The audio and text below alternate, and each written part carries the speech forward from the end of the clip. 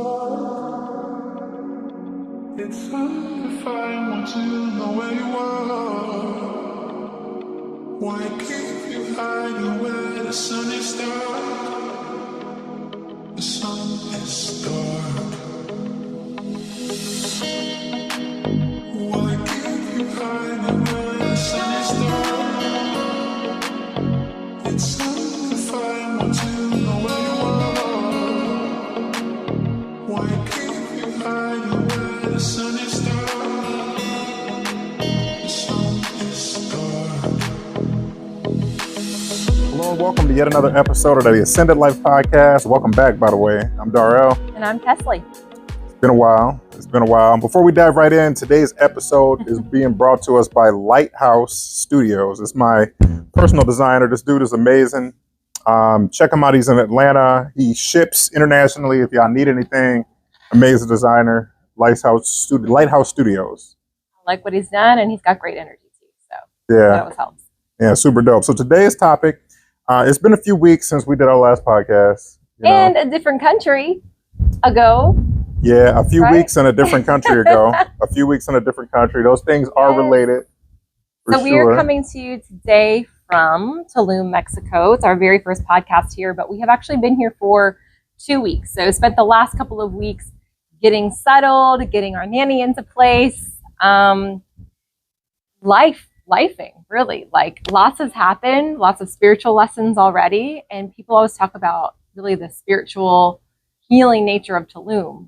And I think that showed up for us in some different ways, maybe even unexpected ways. So today, what we're going to talk to y'all about is our opinion on the distinction or the differences between Tulum and Cartagena, which is where we spent our past 7-8 months. So for anybody who say this is your first episode that you're catching, we'll catch you up real quick. So my wife, when we first got together, she was like, she never asked for anything, but her key things years ago, she was like, hey, I just want to travel. That's the only thing I'm looking for in a I'm not the only thing she's looking for, but it's the one ask is that More like the lifestyle part of things. the lifestyle part of Yeah. things, exactly, right? So I was like, all right, so we took a year to finalize some things, to get some things together, and starting January 2023, we shot to Medellin, Colombia first. 2024. Oh, yeah, 2024, Yes. Thank you. I never know what year it is. Thank you so much. It really doesn't matter, but just to give people the context of That's a good the point. amount of time. So yeah, the last 9 months have been in Colombia, and that was really our first, at least together and as a family with Akasha being out of the country for an extended period of time. I had hopped around and kind of done the digital nomad thing for a couple of years prior, but this is a different experience in that it's a family that we now have living this lifestyle. Exactly. But like I was saying, so we 2024 we touched down and we were in Medellin first. We did a month in Medellin. We liked it, but we wanted to see some other things. The initial plan was to go to Panama, but we were just called by quite a few friends and different folks that had been to Colombia, and they said, check it out. We went to Medellin for a month. Beautiful, arguably to me the most beautiful city I've seen. I'm not as well traveled as you, but I would put it up there for sure. so one of the most beautiful cities we've seen, but something told us to go to Cartagena. And we went to Cartagena, and that's just, so disclaimer before we talk about Tulum and Cartagena, that's just where our hearts are. We just love that place. So we got to Cartagena. The whole plan was just only travel for 3 months. We were only going to go from January until it was warm and then come back to the U.S., but we just left, and that's been it, And like a month in each country, right? Yeah, but we got to Colombia, and I would say Colombia in general first captured our hearts.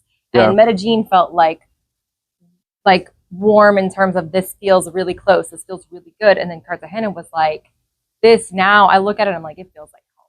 It feels like home. One of those soul homes. On the We'll be getting a place when we get back over there. So the first analysis that I want to talk about is this, and get your opinion on this. Okay. A friend of mine that I made good friend, well, you know him too, King, that I met in Cartagena, he says that being there, you just feel closer to heaven. You know what I mean? Yeah. And it's like when you're there, the clouds are lower. Or the land is higher. I don't know which it is, but I can relate. It just feels like you're more elevated. It's like you're almost part of the sky. And Medellin is, just to give you a little bit of reference, Medellin is almost at the same elevation as Denver, but Cartagena is literally sea level. right? So there should be no reason, unless sea level is different all over the planet, that you should feel that way. But how do you feel? Do you feel that it's higher, or like you're closer to heaven? Yeah, I Or the would say that. I sky? mean, I even remember being there, right, and looking out into the ocean. And some days, the ocean and the sky would just blend together. There would be Yeah, no separation. yeah, And I can't. I'm sure maybe I've seen that somewhere along the way, but it was so like vivid to me there, that experience of feeling like literally heaven on earth. I mean, yes, I felt closer to heaven, but then also you take the nature that surrounds you. You've got the sun and the clear blue skies. We've talked about that before on these podcasts. yeah. The beautiful water, like so much green. You know what? Energy Hold on. Can you hold that for everywhere. 1 second? Because I don't want to let that pass by. Okay. We got to talk about this, but literally hold on to what you're saying. But I want to drop this so that we don't let it go. At this point, we have to unequivocally say this. We've lived in now 2 countries. We've been here for almost 2 weeks. We'll be here for a month or 2. And not once have we seen any of these. We got to be careful with the words we use. We haven't seen any random white streaks Yes. that happen to follow behind airplanes. And the sun comes out every day, every single day. So for anybody who's out there who's thinking like that's normal, I mean, just think back to when we were kids, 80s babies, 90s babies, 2000s babies. Think back to when we were children and think about the skies. Think about those huge fluffy clouds, right? We don't really see those too much anymore in the U.S. And that's a normal thing in Colombia and in Mexico. Yes, that was that is definitely it. So I just wanted to drop that. I want to drop, but go back to what you were saying. I'm sorry. Yeah, I mean, it's. I keep using the word paradise lately. Like, I think a lot of these countries we've been blessed to go to feel like paradise, but especially Cartagena, and just the lush environment with so much greenery and the fruits that we had access to. Yeah, the fruit. Going out every day and grounding. Tulum is amazing, but the environment that we're in on a daily basis, right? You have to go seek out places to ground, whereas there it's so lush that. Well, so let's start. So easy you to kind get of, out so you kind of touched into that. So why don't you start? Give us your opinion or your comparison between the two. Not a better or worse, just your opinion on Yes. your what your experiences there. I will say what I love about both. Okay, let's do that. Let's start there. So I talked a little bit about Cartagena already, so I'll continue with that. What I love is the natural environment. I love that it's very affordable. We were living like right on the beach, right? We could go out our back gates and we would have like an amazing garden area where we could go meditate, stand in the grass, and trees all around us, literally like coconuts, like looking up and every now and then being like, oh my gosh, there's a coconut gonna fall on me, because these trees are like so ripe with like fresh. Didn't that happen to you somewhere recently? Where were we eating? It was here, actually, in a restaurant. It never happened to me in Cartagena, although every single day I would go out and meditate under this coconut tree. Yeah. Right? But here we're at a restaurant and we're there for like an hour and literally a coconut falls like on my back. Yeah, wow. It was a tiny one, but still, it happened. And I did look it up, and there's like a spiritual meaning to it, of course, and it's like what's the meaning? Sudden awakenings and transformation and abundance and all sorts of beautiful things like that, right? So I love that part of it. I love the beaches. I love being able to take these trips out to the islands for a day, and like, in Cartagena, the beach is beautiful, but you've got darker sand and like more of an emerald green, like kind of like the jewelry that we wear, right? Like the emerald green water. When you get out to the islands, it's more that vibrant turquoise blue and the white sand that people like for those picturesque moments. But I like the access to both. Oh man, overall lifestyle, I loved having access to the walled city. I think the walled city in Cartagena is amazing for entertainment, for really good food. The people they really embraced us, especially as we were there over time. Like, I really felt like we made family there. Like, even to some of the places that we'd frequent, or the apartment, or just people that we'd see, because they're used to seeing a lot of tourists. Like, when we were there longer, they really kind of embraced us.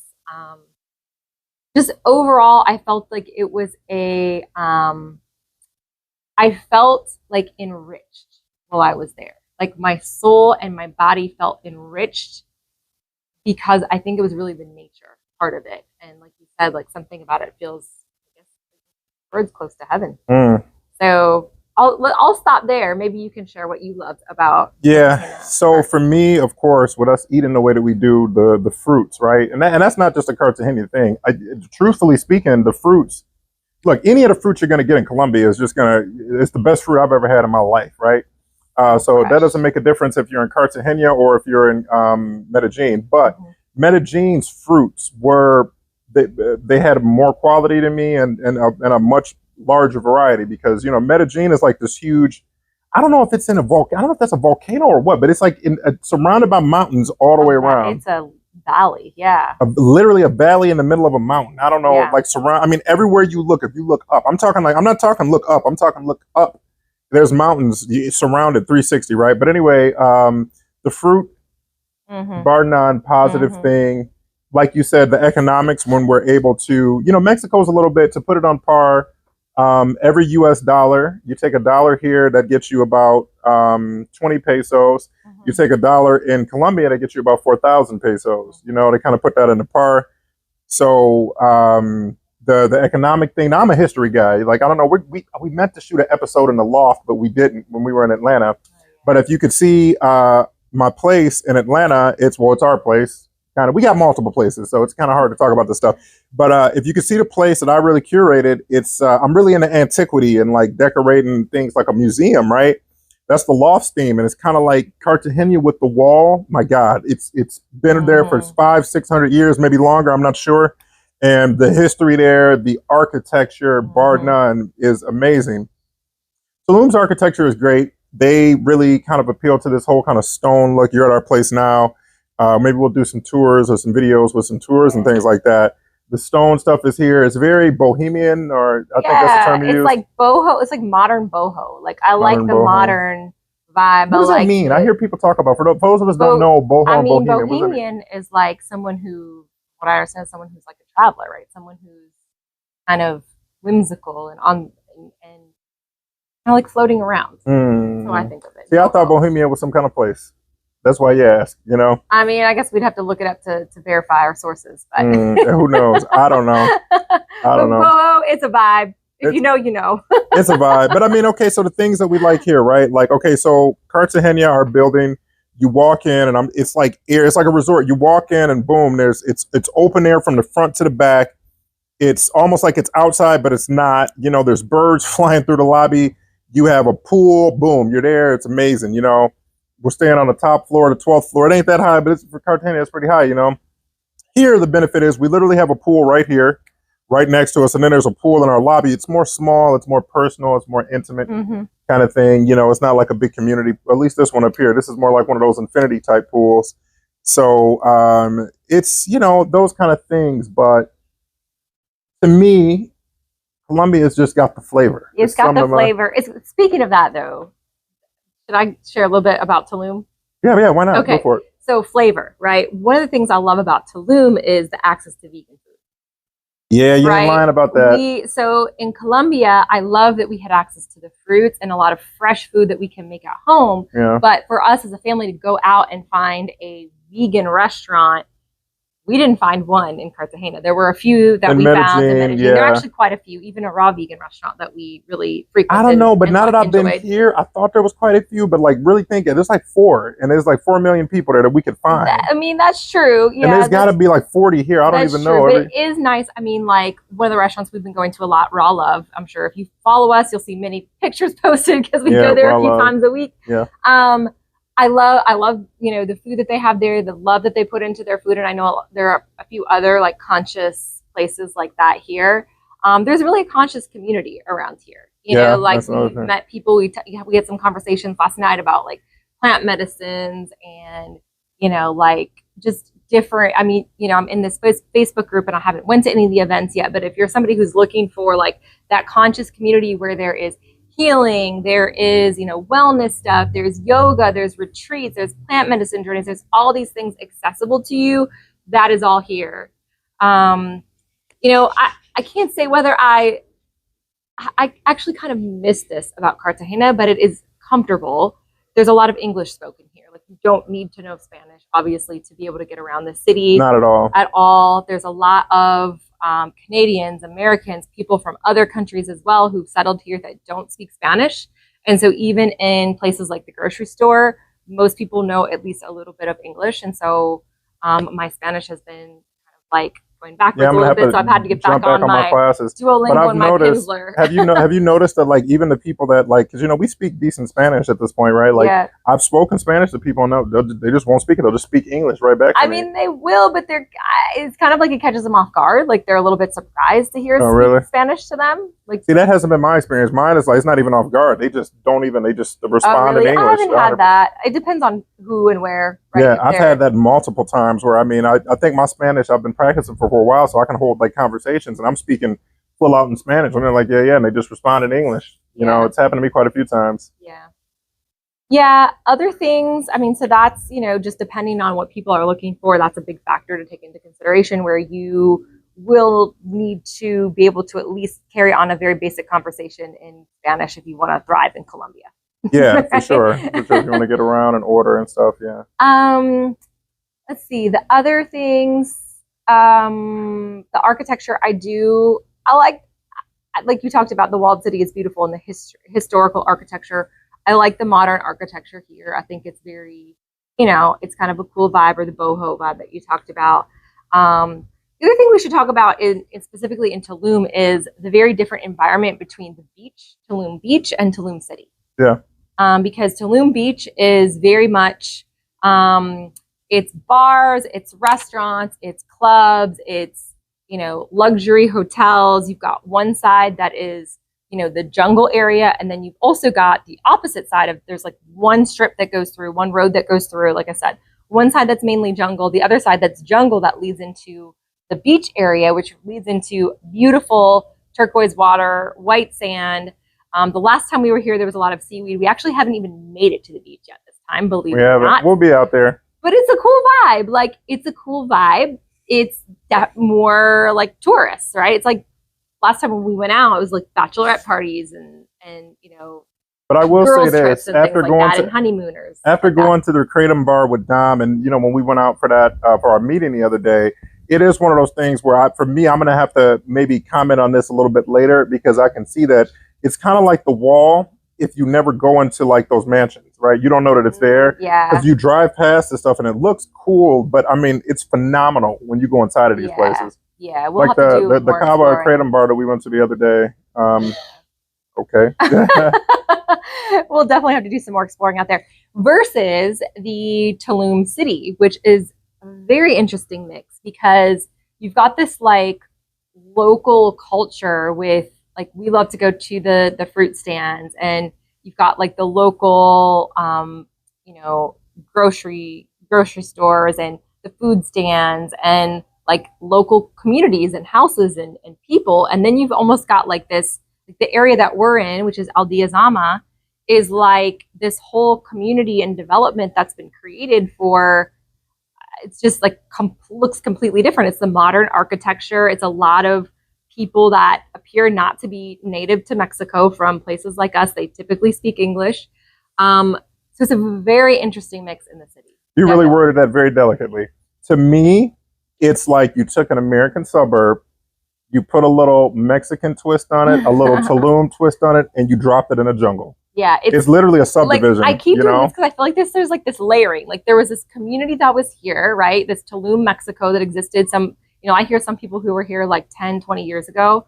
And like there was this community of Tulum, right? And now there's like this new like layer that's just been like sort of like dropped into the existing community. And it's like it's still there. Like what was here is still here, but now there's just these new and I'm sure not all of it. Obviously, there's obviously some demolition that had to occur and probably some poor trees that suffered in the process. But it's like this layering of cultures and layering of that's another thing. Like the way that's, I'm happy you said that. Like it's the culture. So my experience in Colombia, and mind you, we've only been here for about 2.5 weeks or something.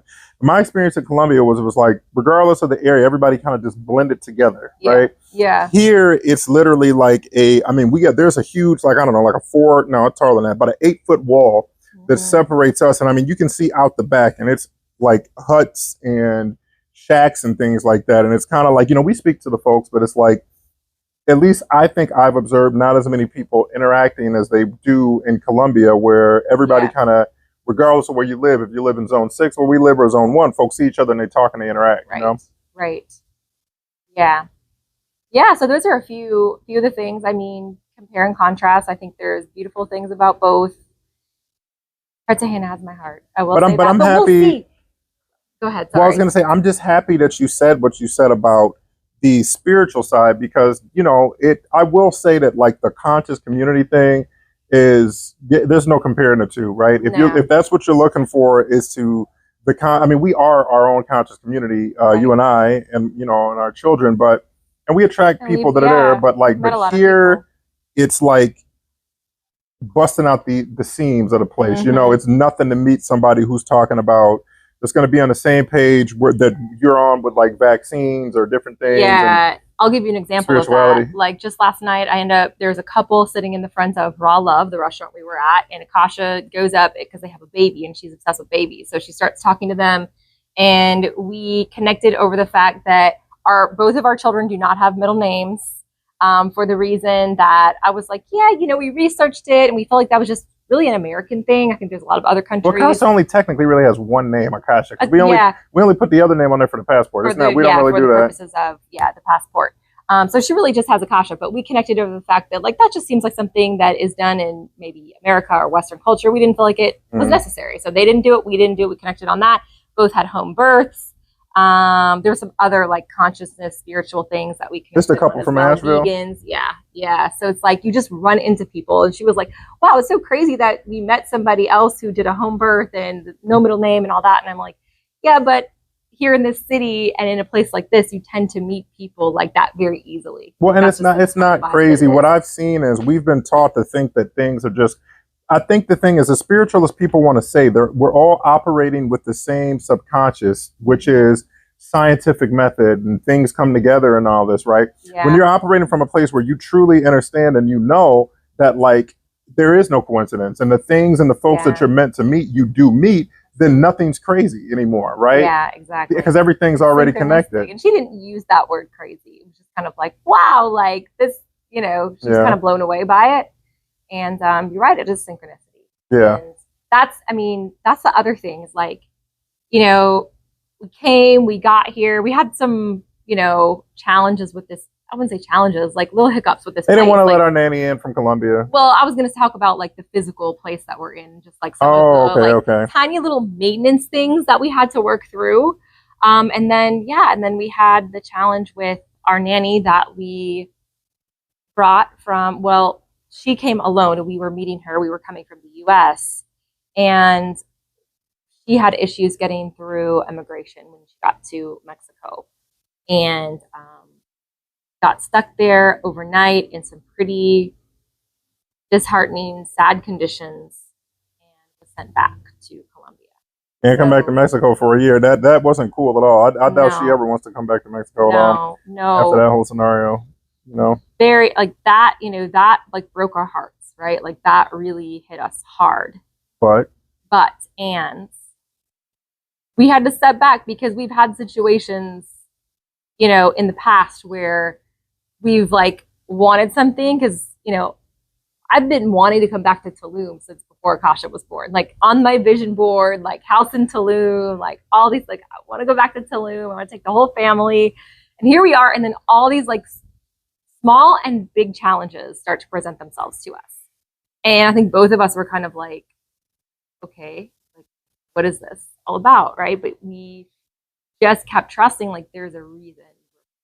And I think the reason, even with the whole nanny situation, was revealed to us and that we were able to you found on Facebook Marketplace, an amazing woman with a daughter who is around our daughter's age, but has had some health challenges.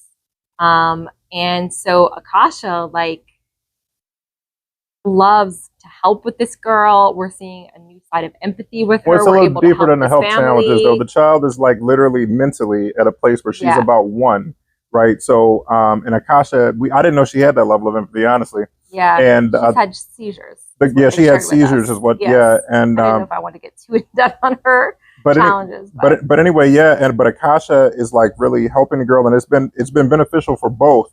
So that's one of the things. It's like I gained the wisdom in Colombia, where I knew there was no point when I got here when I was like, what is this happening for? Yeah. I knew, and I said, I was like, we just got to go with it. You're like, what are we gonna do about the nanny? I was like, I don't know. We just gotta trust, you know. Yeah. And I've gained the wisdom to know certainly that when things, it's like that when we attempt to force certain things and we want things a certain way, you just have to let go, release, surrender, know that everything's going to be fine and what it's meant to be and go with it. Because if we could, I mean, I guess we could have technically found a way to force one of our nannies here, but this has been such a blessing and a benefit to our new nanny's family, our Mexican nanny's family, and the benefit. Would we ever have seen this side of Akasha? No, you know? I don't know. I'm sure we would have eventually, but maybe it would have taken longer. Or but think about her being able to nurture that side of herself before she's 2. Yeah, she's really yes, but she will have she's really growing up. I can tell, and she's really like coming into a greater level of independence because it's not just Akasha and nanny or Akasha and mom and dad or Akasha and her brother or Akasha and her grandma and grandpa, whoever. It's like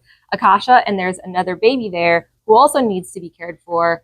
And so she is now joining in that. And so that's really beautiful. And that's what I was most impressed by is like, because Akasha, when she's with me, you, Dom, is whatever she wants. But she literally has and it makes you question the Kabbalists. The Kabbalists talk about how children are just inherently selfish. They only have the part of the ego until they're like, 6 or 12, where everything's about self, you know? And even if they do things for other people, it's about self. But to see her switch from that level of selfishness and then go to this person needs more than I do. Yeah. Right. Like, and I can do more than this person can. Let me just put her needs first. Right. Yeah. It really kind of makes me question that wisdom that we were taught, and then a few other things. But yeah, kids know what's up. They do. And I've seen it with her with animals many times. Like even if she sees like a dead insect, she's starting to go, she's starting to get really sad because she recognizes. Oh, is that why you were telling her those both were asleep? Yes, I'm like, I didn't say they're asleep. I said, I think they might be asleep because sometimes you can't tell. So it really wasn't a lie. If they're on their back with their legs like this. I wasn't looking at them that close. I didn't want to know. I didn't want to break her heart. But yeah, that's something we need to help her understand. I guess it's a typical dad-mom response, but you just got to tell her, you know. You're right. You just got to tell her, like, I don't know. You just got to tell her, hey, how to navigate that one. But she's very empathetic. Because that's not the end of their existence. You know what I mean? True. So I think that's an opportunity for us to explain, like, hey, this is a transition. It's not on us to ever transition anybody else, because I can see a kid being like, wait, they're going somewhere else forever, and a kid might take that differently. Yeah, because she's very cautious about not, stepping on the ants and things like that. So she's very conscious about life, anything that has life. So it has been a huge growth point for as far as the nanny scenario. Yeah. Just being here, and I mean, we've been called. Y'all heard us that we did ayahuasca. I didn't know this. Now let me tell you guys a quick story. Right? Were you going to say something? Well, I was just going to kind of wrap that up. I mean, it's just like I just want to say thank you for kind of like guiding us through that and being through the ayahuasca. No, through that experience of like the little bumps. The bumpy road that we had when we first got here. Because y'all, he's like the beer and I'm like the doer, right? And maybe, I don't know, maybe you can relate to this. It's going to get a little bit relational, right? It's like there's a lot of times a beer and a doer in each relationship. And I was in the mode of like, okay, how do we, change our schedule? How do we how do we take this puzzle that we've been given and like fit the pieces into a place that can work for at least a short period of time? And you were just so in the being, right? Like I could see it was all going to work out, but I wanted to figure out the jigsaw puzzle on the way there.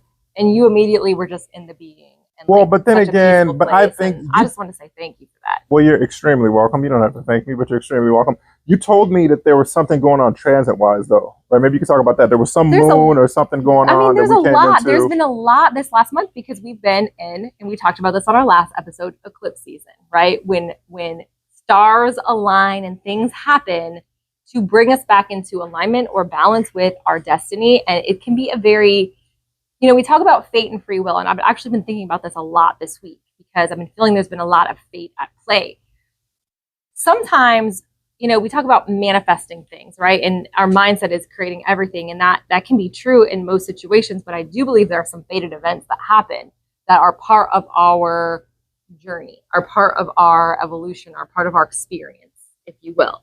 And I think some of this was just part of that fated alignment to bring this new nanny into our lives, to bring this little girl and Akasha together, to even Sasha, even to bring for us to even have conversations around like balancing and like different aspects of childcare that we hadn't thought about in a while because we'd had such amazing support in Colombia, and like realigning, rebalancing all of that.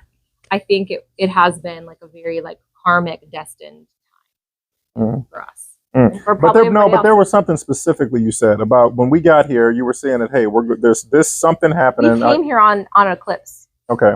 Yeah, and it was a solar eclipse, which is like new beginnings. And that's what you said. That's wow. I was like, wow, here we are, like full circle, like 2.5 years ago, started manifesting this, coming back to Tulum, and here we are coming back. It was on Rosh Hashanah when we got here. On the day of an eclipse, a solar eclipse in my first house, actually, which is like your whole identity shift, like your whole personality, like it's a big part, like you.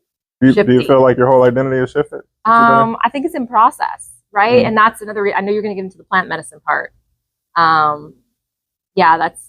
I think there's. I knew when we came to Tulum, it felt like there was a reason, like there was some completion or some mentor or some like shaman or someone who was going to come into my life to like really help solidify some things that have been shifting. So we'll see how that all takes shape. But again, I know that we were brought here for a reason. Well, we did. Y'all have seen the episode, or if not, go back and check it out. There's an episode on our experience on ayahuasca. Two episodes on that. It was that deep. And when we went in Medellin and we did it right now, they call ayahuasca Mama Aya or Mama Ayahuasca. And I don't know why I didn't put that 2 and 2 together, but it's the feminine, right? But apparently peyote, which is indigenous to Mexico and the desert, is the masculine. And they talk about, now I don't know if you knew this. You didn't know this, did you? I did not know this. So let me tell you this then. I've heard people's experiences, but not. So we come off of our ayahuasca thing, and I'm talking like within the first 24 to 48 hours, you're talking about, yo, we got to do this peyote. We got to do this peyote. Or you really wanted to get into this peyote, you know? And I didn't know why, right? And then full circle, this is now what, three months later, it was explained to us last night that the ayahuasca is the feminine and it kind of gives you the experiences.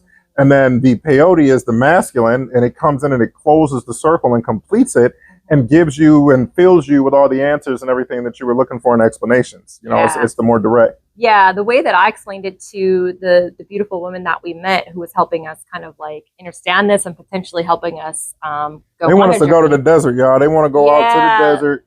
Yeah, get like out here. A 3-day journey. Journey out in the desert. So we'll see. We will, again, we're trusting God and the universe to like bring it together if it's meant to be.